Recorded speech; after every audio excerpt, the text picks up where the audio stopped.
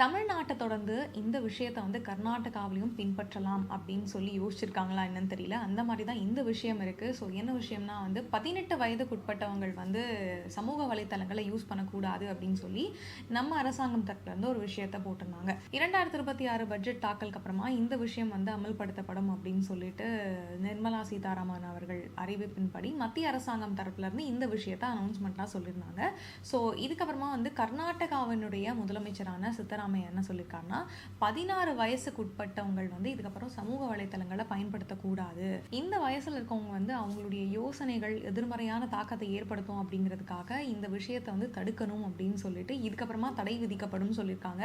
So இதை வந்து monitor பண்றதுக்காகவே வந்து ஒரு டீம் இருக்காங்க அப்படிங்கிறதையும் அவங்க அனௌன்ஸ்மெண்ட்டாக வெளியிட்டிருக்காங்களாம். 16 வயசுக்கு உட்பட்டவங்க தான் வந்து இந்த சமூக வலைத்தளத்தை பயன்படுத்தக்கூடாது, அதாவது சோஷியல் மீடியாக்குள்ள இருக்கக்கூடாது அப்படின்னு சொல்லி கர்நாடகா சொல்றது கரெக்டா, இல்ல 18 வயசுக்கு கீழே இருக்கவங்களே, அதாவது 16 வயசுக்கு மேல ஆனாலும் சரி 18 வயசு கீழே இருக்கவங்களே வந்து பயன்படுத்தக்கூடாதுன்னு சொல்லி தமிழ்நாடு போட்ட ரூல்ஸ் தான் கரெக்டா அப்படிங்கிறத மறக்காம கமெண்ட்ஸ்ல சொல்லுங்க. இதுல நீங்க ஏதாவது அட்வைஸ் பண்ணணும் அப்படின்னு நினைச்சீங்கன்னா, இந்த மாதிரி ஒரு ரூல்ஸ் போட்டா வந்து கரெக்டா இருக்கும் அப்படின்னு சொல்லி யோசிச்சீங்கன்னா அதையும் மறக்காம கமெண்ட்ஸ்ல சொல்லிடுங்க.